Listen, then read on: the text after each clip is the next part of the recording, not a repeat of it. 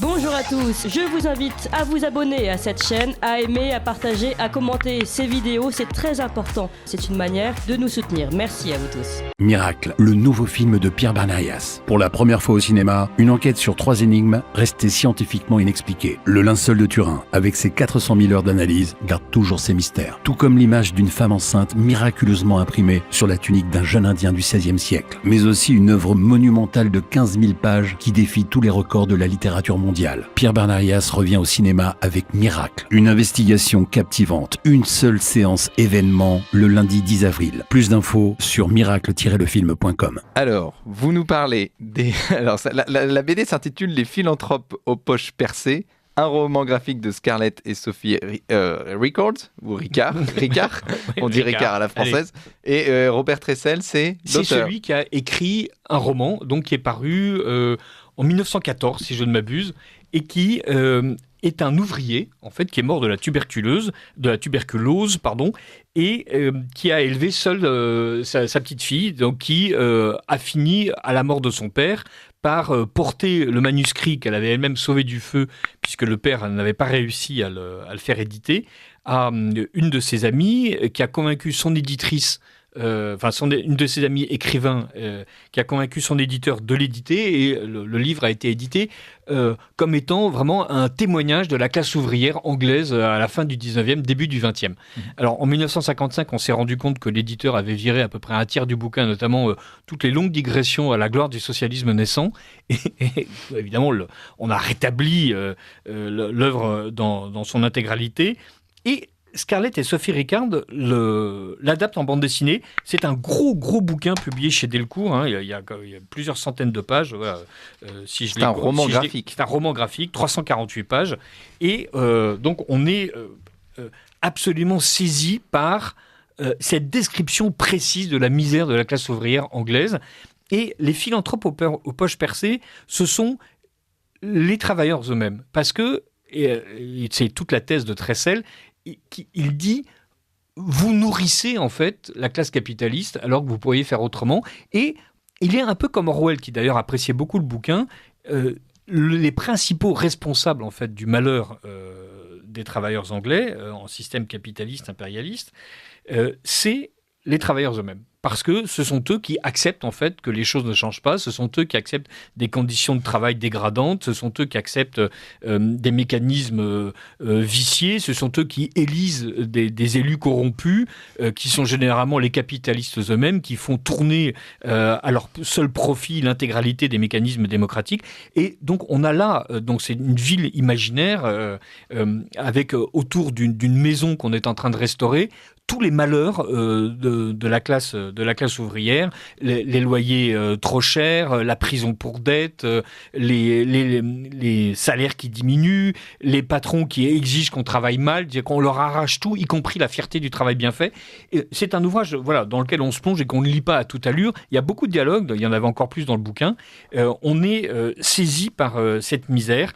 On est saisi aussi par la manière dont cet ouvrier est devenu un romancier, dont il décrit sans complaisance, et là aussi comme Orwell d'ailleurs, quand il écrit dans La misère, dans la dèche à Paris et à Londres, où il est assez critique vis-à-vis de la classe ouvrière, dont il décrit ses compagnons d'infortune et leur incapacité en fait à penser leur sort.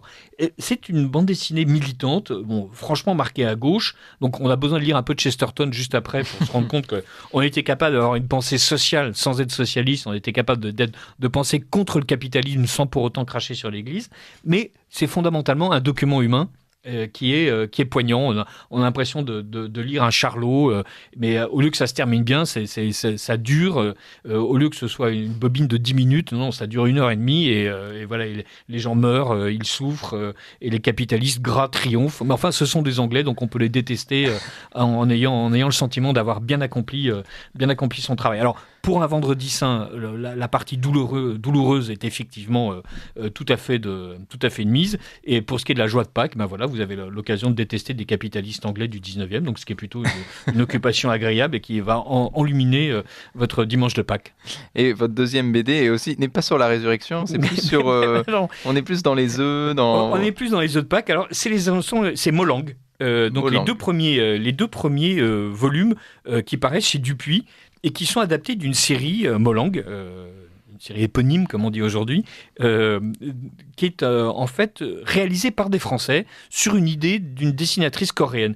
Et en fait, Molang est un lapin blanc obèse. Je ne sais pas si les gens se rendent bien compte, mais on est bien d'accord. Avant qu'on comprenne que c'est un lapin, on a surtout l'impression que c'est une espèce de boule de poids obèse. Un chamallow, oui. Voilà, qui est ami avec un poussin obèse lui-même, mais beaucoup plus petit, parce qu'un lapin, c'est plus grand qu'un lapin.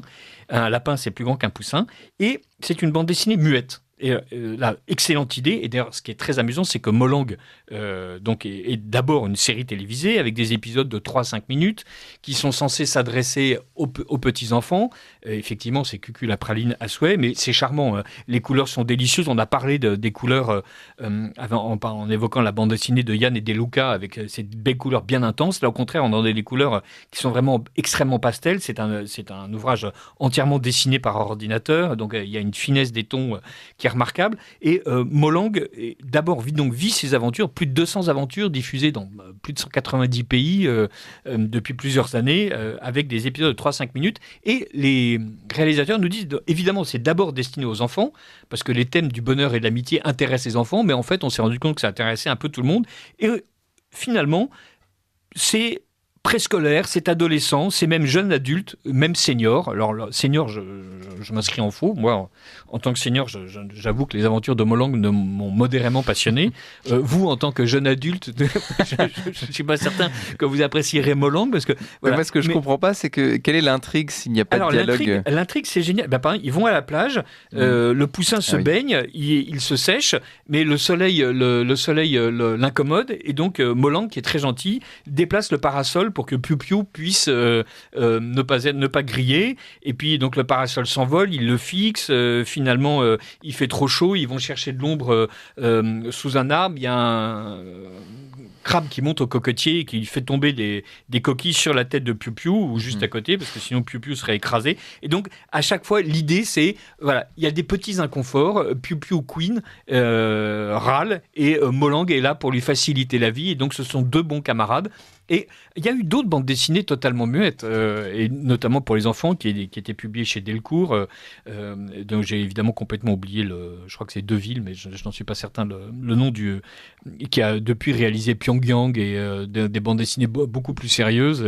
Mais ces bandes dessinées, qui, si je ne m'abuse, étaient césarisées par Trondheim, sont remarquables en étant muettes. Et on a parlé aussi de Eggman, vous savez, donc une partie des bandes dessinées est muette. C'est pas grave. Le scénario est vraiment fait, les aventures sont vécues, c'est délicieux. Je le recommande vraiment pour les petits parce que c'est charmant. Bon, et évidemment, il y a des valeurs d'amitié, d'entraide, de respect de la différence,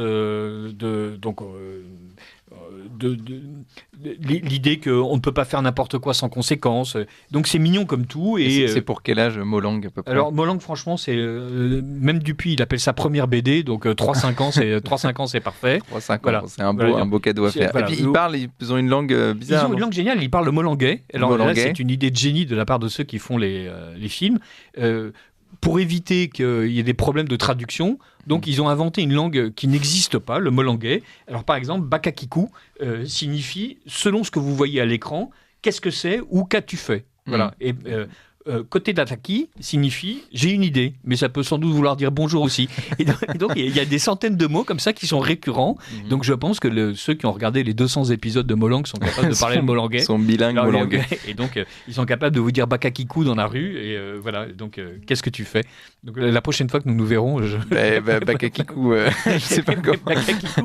Je sais pas comment on dit merci en molangais, mais voilà, nous nous engageons à apprendre 3 mots de molangais pour la prochaine fois. Bonjour. Et donc, voilà, au revoir et Molang merci. est une bande dessinée tout à fait aimable. Et Les Philanthropes au pêche parcée est une bande dessinée tout à fait sérieuse et qui fait réfléchir. Aux éditions Delcourt. Aux éditions Delcourt. Ouais, il y a une question que je me posais depuis longtemps. Que pensez-vous des bibles? Parce que bon, on est le vendredi saint. Des bibles en BD. Est-ce que vous trouvez que c'est pertinent? Oui, je trouve que c'est une très bonne idée. Quand j'étais petit, j'avais été bercé par la collection des belles images, Beaux récits, belles images, je crois, de MAM. Vous savez, on avait c'était pas des vraies bandes dessinées, c'était une série de tableautins avec à chaque fois un petit texte en dessous. Avec de Maïté Roche, non? Alors, non, peut-être vous étiez... moi, ça c'est plus ma génération, pardon. Et oui, vous êtes jeune adulte, moi je suis senior. C'est ça. Et non, je me souviens absolument plus des auteurs. Et il y avait 2 volumes qui étaient consacrés à la Bible. Et évidemment, j'ai appris à aimer la Bible à travers ce volume consacré à l'Ancien Testament et au Nouveau Testament. De même qu'il y a des contes et légendes tirés de la Bible qui étaient publiés chez Fernand Nathan et qui sont tout à fait formidables. Je trouve que tous les outils de médiation sont intéressants. Les Japonais ont sorti des mangas sur la Bible qui sont remarquables. Là, vous avez lu les mangas sur Oui. Et les Américains, d'ailleurs, on leur a donné une diffusion extrêmement large. Et eux-mêmes ont manganisé, si j'ose dire, la Bible. Donc, il y a vraiment des choses qui sont très bien faites. Et d'ailleurs... des gens plus sérieux, des peintres célèbres. Donc j'oublie évidemment là aussi, c'est pas Caillebotte. James Tissot. James Tissot avait peint 400 aquarelles pour illustrer la Bible. Donc voilà, 400 aquarelles, voilà, c'est encore mieux que Gustave Doré. Des aquarelles en couleur, magnifiques. Il y a une puissance évocatrice de l'image, il y a une puissance pédagogique de l'image où on comprend ce qui se passe. Et après tout, on peut lire les évangiles, bien sûr, dans le texte, et c'est mieux. Et on peut aussi être guidé dans la compréhension générale de l'Évangile grâce à quelque chose qui ne nous présente pas 4 histoires en parallèle, mais qui nous présente un seul récit continu, et ensuite mieux comprendre comment est-ce que tel ou tel évangéliste a sa note particulière. C'est vraiment une voie d'accès remarquable. Et vous avez une BD en tête pour vous, que vous mettez, enfin une édition particulière ou pas, de bande dessinée, non. Là, franchement, par principe, je dirais que tout ce qu'a fait JG, c'est parfait, mais JG, voilà, puisque donc si je ne m'abuse, il y a une Bible, il y a au moins, il doit y avoir une Bible de JG, voilà, mais c'est presque du chauvinisme plus que un avis véritablement informé. Voilà.